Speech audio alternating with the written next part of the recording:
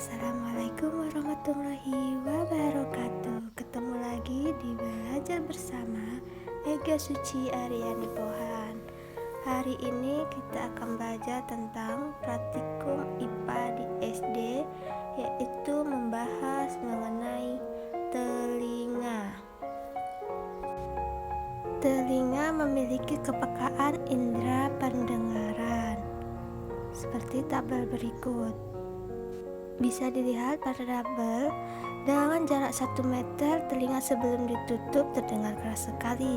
Telinga setelah ditutup, telinga kiri mendengar dengan jelas dan telinga kanan mendengar dengan jelas. Dalam jarak 3 meter terdengar jelas sebelum ditutup, dan setelah ditutup, telinga kiri terdengar agak jelas, telinga kanan terdengar jelas.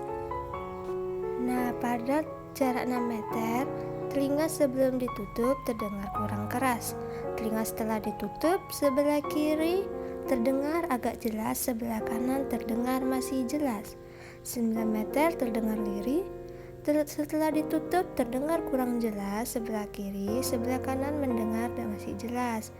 Nah, dan seterusnya. Dalam keterangan telinga kanan mendengar lebih baik daripada telinga kiri. Berikut adalah kesimpulan dari kepekaan indera pendengaran. Kesimpulan kepekaan indera pendengaran. Berdasarkan hasil percobaan, dapat disimpulkan bahwa kita masih dapat mendengar bunyi pada jarak 1 meter, 3 meter, bahkan sampai 9 meter. Karena bunyi merambat melalui udara.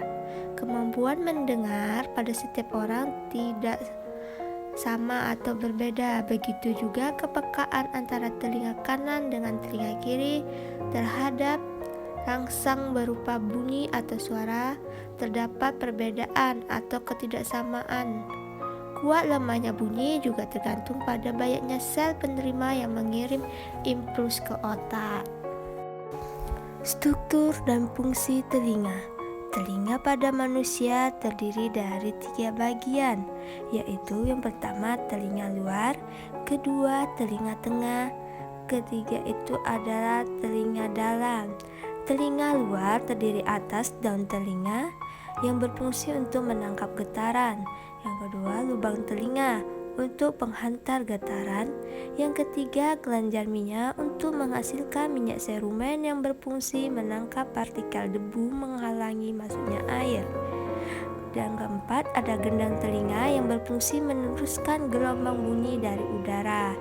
Nah, bagian dari telinga tengah yaitu ada tulang martil, tulang landasan, tulang sungkardi yang berfungsi untuk menangkap getaran dari gendang telinga dan meneruskannya membran yang menyelubungi tingkap opal untuk diteruskan lagi ke telinga dalam. Ada pembuluh eutaxius berfungsi untuk memasukkan udara ke telinga tengah dan menjadikan tekanan udara di gendang sama dengan tekanan udara di luar gendang telinga. Bagian-bagian telinga, coba perhatikan gambar tersebut. Bagian telinga ada daun telinga, selaput gendang, liang telinga luar, bagian rawan, ruang gendangan, martil, landasan, sanggurdi, beranda, terusan setengah lingkaran, saraf wajah, saraf rumah siput, dan jendela bundar. Telinga luar. Daun telinga atau external pinna merupakan bagian telinga yang paling jelas terlihat dari luar. Daun telinga memiliki lekukan-lekukan khas yang berfungsi untuk mengumpulkan gelombang suara. Daun telinga memiliki struktur yang lentur dan elastis karena tersusun atas jaringan tulang rawan. Saluran telinga merupakan kelanjutan dari daun telinga yang menjadi saluran masuknya gelombang suara menuju organ-organ pendengaran di bagian dalam. Gendang telinga atau membran timpani akan bergetar ketika menerima gelombang suara yang datang. Getaran atau vibrasi dari gendang telinga akan diteruskan menuju tulang-tulang pendengaran. seperti gambar di samping. bagian luar itu dari mulai daun telinga sampai ke gendang telinga. Saluran telinga. Saluran telinga adalah jalan masuk dan penguat gelombang suara. Ini adalah tabung yang membentang dari telinga luar ke telinga tengah. Itu dilapisi dengan rambut dan kelenjar yang mengeluarkan lilin. Lilin menjebak debu dan bakteri, seperti gambar di samping ya. Coba diperhatikan dahulu. Gendang pendengar. Gendang telinga juga disebut membran timpani. Adalah lapisan tipis jaringan yang memisahkan telinga luar dari telinga tengah. Gendang telinga bergetar ketika gelombang suara menghantamnya. Getaran ini menggerakkan tulang di telinga tengah. Seperti di gambar itu ya, menunjukkan yang mana bagian gendang telinga. Diperhatikan semua dengan jelas. Selanjutnya yaitu telinga tengah. Nah, di gambar itu sudah ditunjukkan mana sih bagian telinga tengah.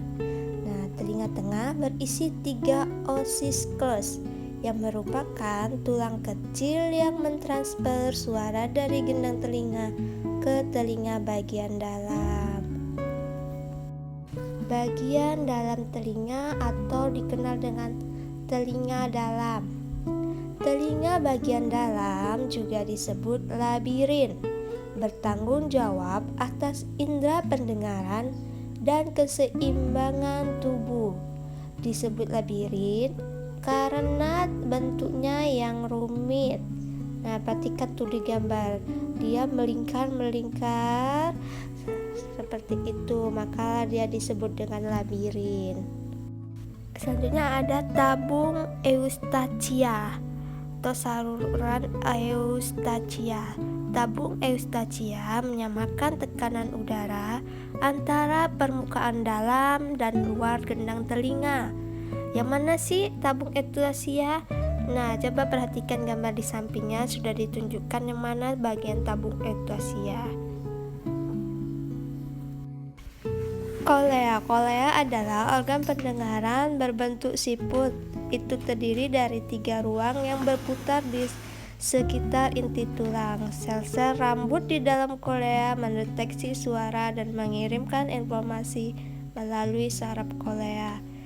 Saraf kolea itu yang seperti siput itu ya, guys. Auditor saraf. Saraf pendengaran atau saraf kolea berjalan dari kolea ke batang otak. Ini mengubah getaran suara menjadi impuls listrik yang dikirim ke otak. Mekanisme transmisi pendengaran. Mekanisme pendengaran pada manusia secara singkat yaitu gelombang bunyi ditangkap daun telinga, bergerak ke saluran telinga luar dan gendang telinga. Getaran suara akan diteruskan ke tulang pendengaran dan sampai ke kolea.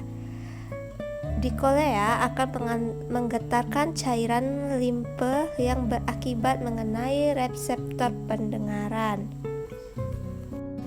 Sekian belajar bersama kita hari ini. Thanks for watching. Assalamualaikum warahmatullahi wabarakatuh. Jangan lupa ya, like and subscribe.